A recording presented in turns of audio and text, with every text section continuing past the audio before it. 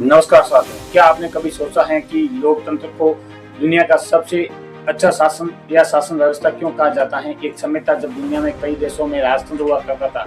उस समय देश की सारी शक्ति एक राजा या राज परिवार के हाथ में होती थी। आम जनता को न तो अपनी बात कहने का अधिकार था और न ही अपने शासक को सुनने का अधिकार। लेकिन समय बदला, समाज बदला और लोगों ने अपने अधिकारों के लिए आवाज उठाई। इसी संघर्ष से जन्म हुआ लोकतंत्र का, जिसे डेमोक्रेसी कहा जाता है। एक ऐसी व्यवस्था जिसमें देश की असली ताकत जनता होती है। लोकतंत्र में हर नागरिक को वोट देने का अधिकार होता है, अपनी बात कहने की स्वतंत्रता होती है, न्याय पाने का अधिकार मिलता है, यहाँ तक अपने नेताओं को भी चुनने का अधिकार मिलता है। अगर नेता अच्छा काम न करे तो उनको हटाने की शक्ति भी जनता के पास में होती है। यही लोकतंत्र की सबसे बड़ी ताकत होती है। लोकतंत्र जवाबदारी होता है। लोकतंत्र के अंदर समानता है, कानून सबके लिए समान होता है, चाहे अमीर हो चाहे गरीब हो। इसलिए कहा जाता है कि लोकतंत्र जनता का, जनता के द्वारा और जनता के लिए चुना गया शासक होता है। यहाँ लोकतंत्र के अंदर स्वतंत्रता, समानता, बंधुता मिलती है और यही कारण है कि आधुनिक युग में लोकतंत्र को न्यायपूर्ण और शक्तिशाली माना गया है। जहाँ पर हम देश के संविधान की प्रस्तावना की बात करते हैं तो वहाँ पर स्वतंत्रता, समानता, न्याय की बात की गई है, जिसमें सभी अधिकारों के लिए फंडामेंटल राइट्स मिलते हैं और उन लोगों को अपनी ड्यूटीज निभानी पड़ती है।